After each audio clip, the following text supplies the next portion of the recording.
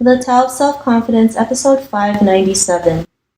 Welcome to the Tao of Self-Confidence, where I share stories of amazing women who have discovered their inner journey to self-confidence. Visit our website at thetaoofselfconfidence.com. Your inner journey to self-confidence awaits. Well, hello, friend. Welcome to the Tao of Self-Confidence, where I share stories of amazing women who have discovered their inner journey to self-confidence. I'm your host today, Sheena Yap Chan, and today I have an amazing lady on the show today. She is a woman of many talents, and I'm really excited to have her on and share her story with us today on self-confidence. So without further ado, I'm going to introduce you to Melody Garcia. Melody, how are you today? Maybe you can fill in a little bit more about yourself to our listeners. Sure, I am doing outstanding, and I am excited to be part of your podcast, listening to from your listeners around the world. So a little bit about me, I don't even know where to begin. It's just been a beautiful journey. So I'm an international best-selling author, co-author of a book titled Women Who Influence, which the book also landed in the Library of Congress here in the United States. I am a television host for my own show, Melody in Motion, with Manila Up TV. I'm also a writer, an award-winning writer for that same magazine that writes about life journey stories of breakdown to breakthrough. I also have founded Unicef Children's Advocacy Team, the 14th United States Children's Advocacy Team that represents 190 countries and millions of children in global advocacy. And I'm what they call an executive speaker level and a transformational catalyst coach. Wow, thanks for sharing that. And Melody, what's your cultural background? I am a very proud Mabuhay Filipino American. Awesome. Well, thanks for sharing that. And Melody, what'd be your favorite self-confidence quote? So interestingly enough, this is more of a gifting quote, and it's a quote that I live by Irma Bombeck, and it goes, "When I stand before God at the end of my life, I would hope that I would not have a single bit of talent left and could say I used everything you gave me." Thanks for sharing that great quote. And in your own words, how do you define self-confidence? So how do I define self-confidence? Well, the best to my ability on how I would describe it based on my own experiences is the ability of accepting and acknowledging my own imperfections and flaws that actually allowed for me to grow. It's being free of my own judgments and being compassionate and gentle towards the judgment of others that have been thrown my way because of the understanding that it's truly the reflection of their own pain. And then on top of that, being grateful for my own gifts and uniqueness that enabled me to attain heights of true servant leadership that has become an impact to generational legacies. Thanks for sharing that great definition. I love how you mentioned, accepting your imperfection and flaws to allow yourself to grow, right? Most of us, we see our imperfections and flaws as something that's bad, right?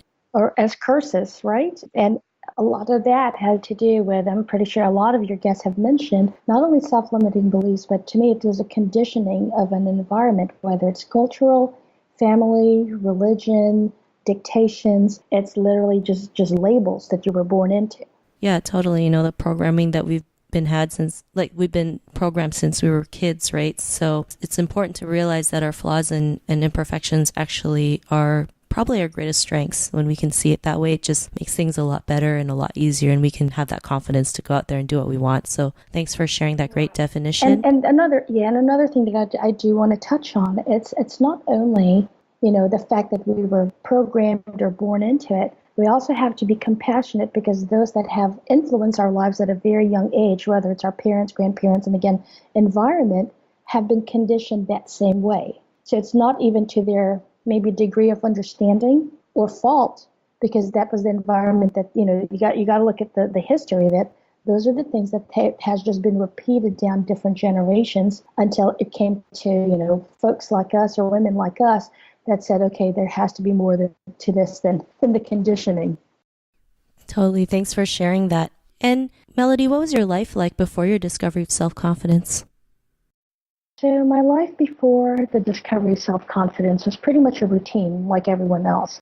I know that whatever I had done, I was good, but it wasn't really living a life of fulfillment. I've attended several of Tony Robbins' seminars, and he described it perfectly. It was more as, I lived in a box, meaning a house, to only drive a car, to work in a box called a cubicle, to stare at a box the whole time, and then to go home to a box, to turn on a box, and then plug into another box. So you literally lived I lived in a very boxed, quote unquote, life. And, it's what most of us have been conditioned to do. Thanks for sharing this. Yeah, and it's so true, right? We've all done that routine. You wake up, get ready for work, go to work, come back home, eat dinner, go to sleep, and then it's on repeat, right? Yeah. Turn on the TV, look at your cell phone. I mean, just it's a routine. Like as described, it's like a box. Yeah, and it's like Groundhog Day every day, like that movie Groundhog Day. And yeah, it's something we all go through, right? And we know sometimes like there's just a point in our life where we realize there has to be more than this, right? And what was that point in your life when you realized you can do and be more and have that confidence to go out there and do what you want and do what you love? What was that aha moment? So interestingly enough, I've been gifted, with many talents, as we alluded to earlier, and one of that is singing. It was actually not until, and I've excelled in a lot of different things, just like a typical, Filipino American or Asian at this point. It wasn't until the Philippines, believe it or not, was hit with Typhoon Haiyan back in 2013. And regardless how far I've been from home since I left in 1986, it was wanting to do something after seeing just the horrifying stories that was coming from Tacloban. I actually turned on the internet news that was at that time uncensored and saw this woman who lost her children, and she was holding both of them. And the story became that she couldn't even bear them for days. It was at that moment of her pain breaking my own soul, halfway around the world, where I actually uttered a prayer and said, "Help me help them," and activate all the gifts she had given me to help me reach them. And what was supposed to be an initial idea, inviting 20 of my friends to a cabaret concert, turned into this miracle movement, God-led, that within 3 weeks now becomes a full-blown concert here in Florida, attended by nearly 650 people to capacity. When I say I spent no money between performers, between the audit to concert hall, and sponsors like PepsiCo approaching me, within 3 weeks, this is now a full-blown concert. That actually ended up impacting over 20,000 lives, building sustainability garden, restructuring of homes, and so many other miracles that came after that. That was my big aha moment of going, my gosh, if I was activated to be able to help humanity without leaving my own living room for 3 weeks, not knowing where this was going other than that desire, to really make an impact. And that was the result. What else am I capable of doing? That was my big aha moment right there. Thanks for sharing that. And I think that's great, especially, with the power of the internet. We can actually use it to create, good in our lives, right? Just because you're not in the Philippines doesn't mean you can't help. And, they always say, one person can make a difference, and you're that example. You just decided to help the people who got hit with the typhoon, and you didn't know how it was going to happen, but you just made it happen. And, as women, we learn to figure it out along the way. And it, like you mentioned, from 20 people to now full blown concert, which I think is amazing, and helping 20,000 lives, which is great. So you never know what you're capable of until you just go out there and do it. And because of that, what's your life been like now? So that led to all those different things that we talked about. I decided to just keep saying yes. I figured it out along the way. So when I was approached to actually do the magazine write-up for what they call a startup Manila Up magazine based out in Hollywood, California, originally they wanted me to write up about an article, Who's Who in Orlando, and I actually rejected it. I said, no, that's going to just create this curiosity gap. What I wanted to do was now use my time, coming from everything that's called One Night, One Voice, the Typhoon Haiyan event, is use my time wisely, because I knew that whatever I wrote, somebody was going to pick it up and it was going to influence their mindset. So I was being very careful with the projects that I aligned myself with. Well, because I decided to go against the grain of, again, typical traditions, I decided, and thank God for Sonia Bermejo, who was very open to my ideas. She said, yes, go ahead, write whatever you feel like writing. And I started writing about life journeys, stories of breakdown to breakthrough. That led to, again, just a set of miracles with the biggest names in the world, some of the biggest influencers in the world coming my way without me having to chase them. One of them is Dr. Steve Maraboli. He's the most quoted man alive with a 50 to 100 million reader reach. And there was a few more, that went before him. And from there onwards, then the television pilot show happened. And then, being tapped into the shoulder to to co-author a book at Land Library of Congress that then opened the doors for me to now speak at one of the biggest women empowerment summit in the United States space called the United States of Women. To be a Filipino American, probably the only one, if not there was only two of us out of the sleuth of female speakers, in my case, to be invited to it as part of a panel looking at former First Lady Michelle Obama on stage, Jane Fonda, Tanner Burke is the founder of Me Too, Black Lives Matter. I mean, every single, I would say, most powerful women within the United States space was on this roster, and my face was part of the program. In fact, it was right next to Michelle Obama. That was humbling. And then just a couple of weeks ago, I was invited to share the stage with Les Brown, who's the world's greatest motivational speaker. And I was the only female, speaker out of a lineup of 15 that, polarized the entire theater and got multiple standing ovations because I shared from my heart. So, when you think back to living in a box and breaking all four corners of the box to really have a global impact, that says something about the reason why you have to get out of your own comfort zone. Thanks for sharing that. I think that's amazing what you've done and what you've accomplished. And, just having that representation truly matters. I always say representation matters, right? Especially for Asian women. You just, when you see someone that you can relate to and realize what is possible, then you can see what's possible in your own self. And I think that's great that you've been able to be in one of the biggest, conferences for women in the United States and, speak side by side with Les Brown, being the only woman being the only Asian woman too. It's a start, right?